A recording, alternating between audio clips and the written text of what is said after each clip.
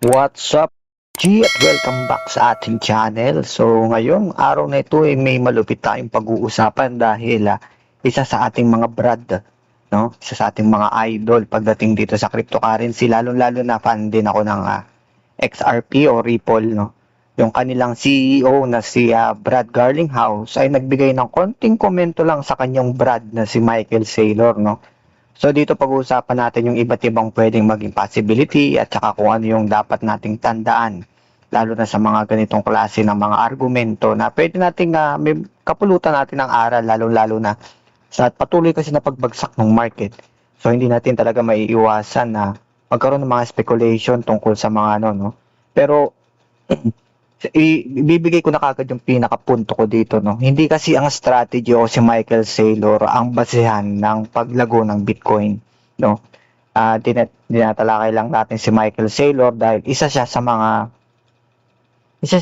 ano sa mga personalidad na which is sumusuporta sa Bitcoin, no, na talagang ina-apply niya sa kanyang company. Pero hindi porket para sa akin, no, hindi porket bumagsak o babagsak or kung ano man ang mangyari sa strategy, yun yung dahilan kung bakit, no. So ang dami talagang comparison na nangyayari, no.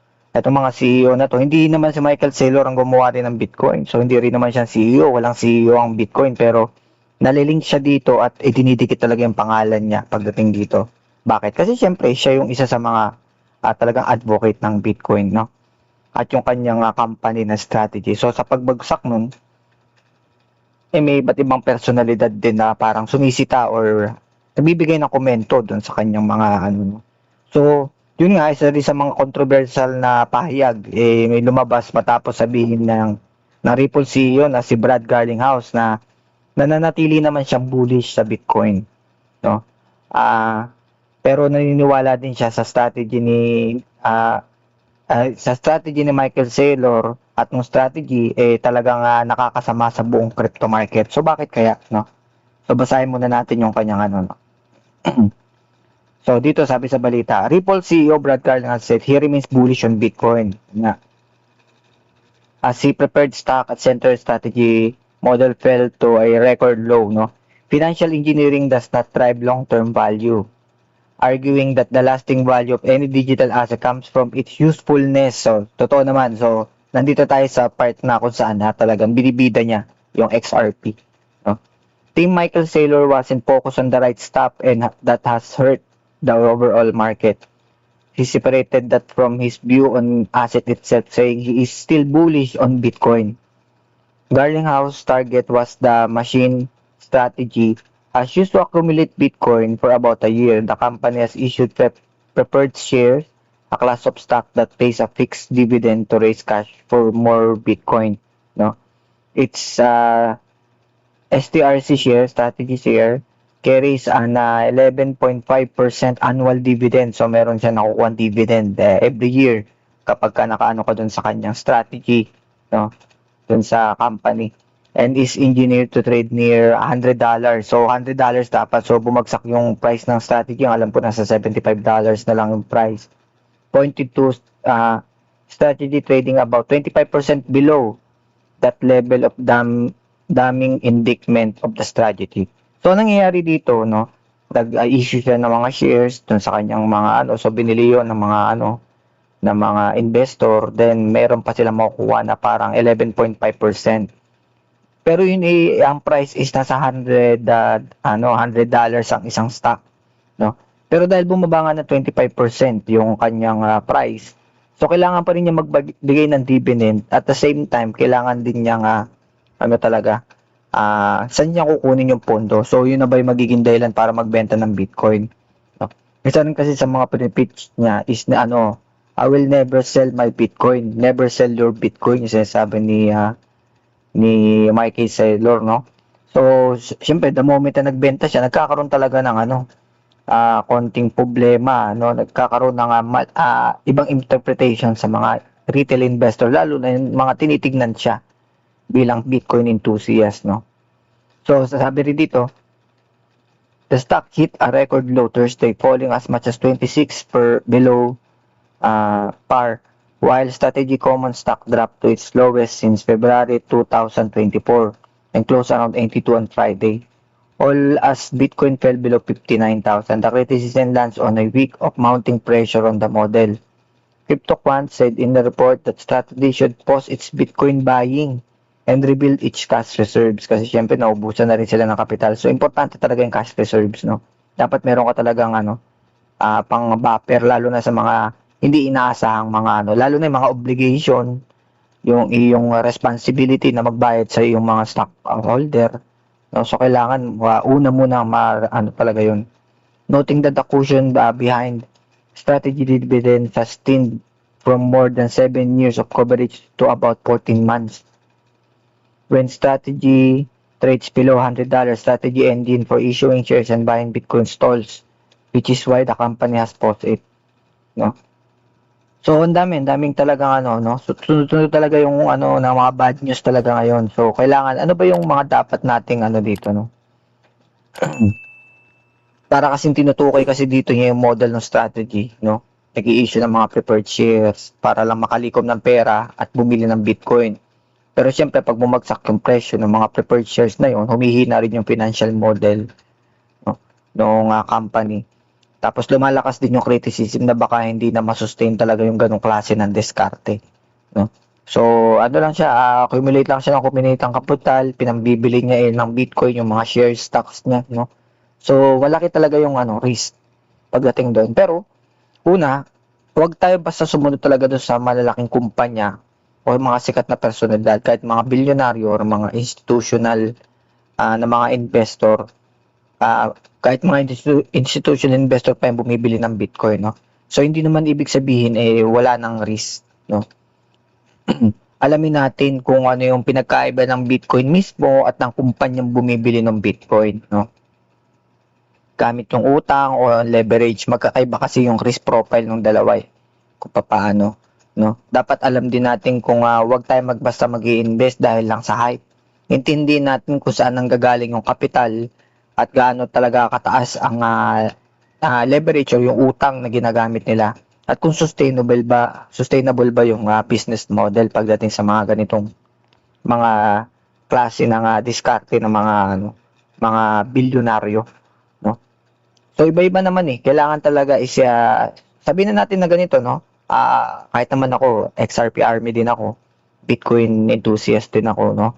Pero, yun nga sabi ko sa inyo, no? Konting history lang, no? Unang-una kong cryptocurrency is XRP. Yan talagang pinaka-no? Tsaka napakaganda ng binigay sa akin yan yung last bull run.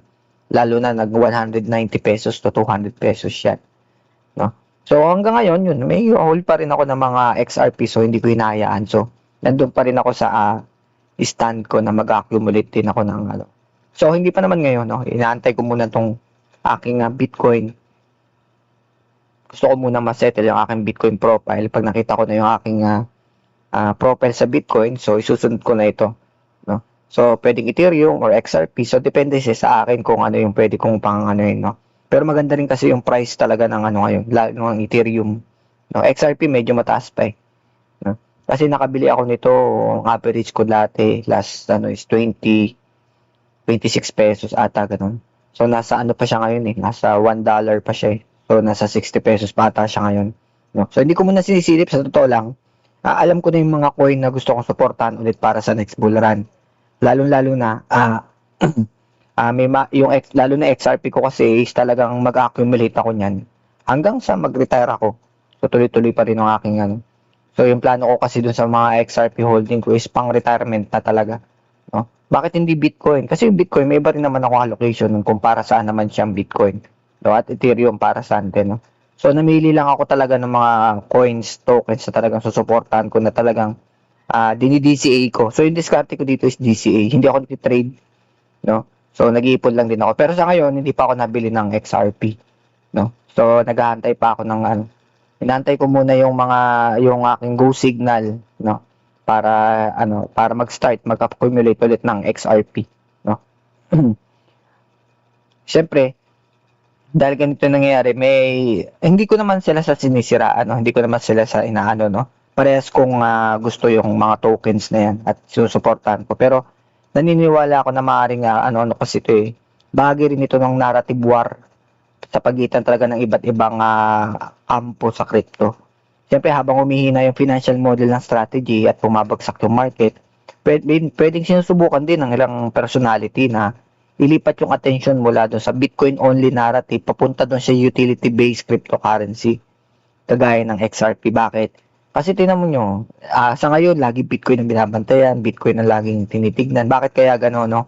So, ang XRP, hindi ka rin naman, hindi ko sinasabing sureball ang XRP, no? Pero, pagdating pa lang sa use case niya at sa mga pinag-aralan ko, talagang isa rin ako talaga sa sumusuporta, no? Maring yung isang pananaw nito is para kapag humina yung tiwala ng mga retail sa MicroStrategy, tun sa ni Michael Saylor, maaaring magkaroon talaga ng panic selling na pwede makapagbigay ng pagkakataon para sa malalaking institusyon na makipag-ipon din ng Bitcoin sa mas mababang presyo. Pwede rin yun no? Sa totoo lang, kung siya na ba yung alay na tinatawag, no? Siya na ba yung magpapa-slide talaga sa Bitcoin? Medyo makunat yung 60k level Bumaba na tayo ng 58 pero hindi ko na-expect na magbabounce ba ulit. Pero hoping pa rin ako na bumaba, no? Pangit man na syempre, ang daming malulugi, daming pero ganun ganun talaga siya no? So kailangan natin siyang tanggapin Ngayon, kung hindi siya bumalik, hindi siya bumaba, yan na pala pinakamababa. So nandun naman yung diskarte natin na nagdi-DCA tayo every month, no? So panghihinayaan ko ba yung hindi ko pagbili sa ilalim? Yun nga pinapalagi kong sinasabi sa inyo, hindi ko panghihinayangan yung hindi ko pagbili doon sa mas malalim dahil hindi na inabot. So yun ang gagamitin ko namang kapital para doon sa mga susunod, may Ethereum pa, may XRP pa, no? Pero at least na-settle ko yung aking Bitcoin portfolio, no? So nag-iipon na rin naman ako, nagsisimula na rin talaga ako mag-ipon, no? Pero yung Bitcoin ipon challenge natin is nung April lang, no? Pero dati pa is nag-iipon na talaga ako ng Bitcoin. So hindi natin alam kung talagang ito sa sinabi ni Brad simpleng opinion lang ba to o bahagi lang ng malaking laban talaga sa narrative sa crypto. Siyempre kaya mahalagang masuri natin talaga yung mga data at wag agad talaga basta-basta maniwala sa kahit anumang panig. Pero parehas collab yan dalawang Bitcoin, si Michael Saylor at saka si Brad. Sa totoo lang, mas okay pa nga, mas gusto ko pa nga si Brad Garlinghouse no? Kaysa kay Michael Saylor na Bitcoin only. No? Si Brad Garlinghouse kasi is talagang more on siya. No? So yun, mag-ano kayo ng nyo, yung may sarili silang wallet, no? Yung e-Ripple, which is yung Shaman, dating Sam Wallet, ngayon is Shaman ang pangalan, no? Tsaka isa rin talaga to sa mga gusto kong mga cryptocurrency talaga noon pa. So hanggang ngayon is sumusuporta ako. So huwag magagalit yung mga XRP army dyan, no? XRP army din ako. Pero sa ngayon, siyempre, hindi naman kasi si Michael Saylor yung strategy yung tinitignan ko rito as model. Yung the Bitcoin itself, yung mismo. Yun talaga, no? So ulitin ko, ang Bitcoin hindi nire-representa ni Michael Saylor o ng strategy ang Bitcoin. No, ang Bitcoin walang CEO yan. Walang may-ari, walang may niyan. Ang lumikha niyan yung pangalan na Satoshi Nakamoto pero walang nagmamay-ari sa kanya. Kahit sino pwedeng bumili. Kahit sino is pwedeng mag-acquire, kahit sino is decentralized siya. No? So ayun lang, no. Syempre paalala na kahit na pinakamalalaking pangalan talaga sa crypto, talagang may magkakaibang pananaw sa kung ano talaga yung dapat lumago, lumaking industriya, no. So, Bitcoin only ba or yung narrative na may utility tokens, no? Pero still, wala namang kailangan pagtalunan doon kasi parehas naman utility yun. Diba? Kung kaya mong suportahan parehas, bakit hindi? No? Pero syempre, ang pinakamalagang tanong pa rin dito is kung sino yung, hindi yung kung sino yung tama kundi kung naiintindihan mo ba yung risk bago ka mag-invest. Kasi kahit naman at the end of the day, tayo pa rin naman na magdedesisyon yan. Kung willing ba tayo maglabas ng pera para sa mga tokens na to or hindi, no? So kung tingin mo hindi naman ito talaga suitable para sa so huwag mo na ituloy, no? Kasi tapos kung hindi ka rin naman magiging committed pagdating dito sa mga pag-research, pag-aaral, so huwag mo na ituloy, no? Kung napanood mo lang itong video na to dahil browsing ka lang tapos nakita mo na, uy, May Bitcoin pala, sabi ano daw, lagay daw ng pera. Oh. Hindi kaya okay ata to, mukhang kikita ko dito. So, wag na. No? Kung hindi mo na rin kaya magkaroon ng matagal na commitment, no? Kasi magagaya ka lang din doon sa mga nalugi, no? Ako naranasan ko malugi, kaya ito yung dahilan kung ba't ko ginawa yung channel na to, para lang mabigyan din ng konting ah, mabigyan no, may share ko rin yung mga bagay na naranasan ko dati. Pero sa dalawang token na to, Bitcoin and XRP, hindi ako nagkamali sa pagpili diyan. No? So yun lang, maraming salamat sa inyo lahat, sa ating mga supporters and subscribers. Thank you so much sa inyo. Saludo sa inyo mga ma'am sir. I-like and share ang ating mga video. At syempre, huwag kalimutang mag-comment. At syempre, mag-subscribe na rin dito sa ating channel. Lalo na, ang tanong ko dito sa ating mga subscribers, sa ating mga viewers, palagay nyo ba, sino kaya ang pwedeng maging mag-lead na susunod na bull run? Bitcoin or XRP? So, yun lang, no? Thank you so much sa inyo lahat. At syempre, magkita-kita lang tayo sa arena. Game on!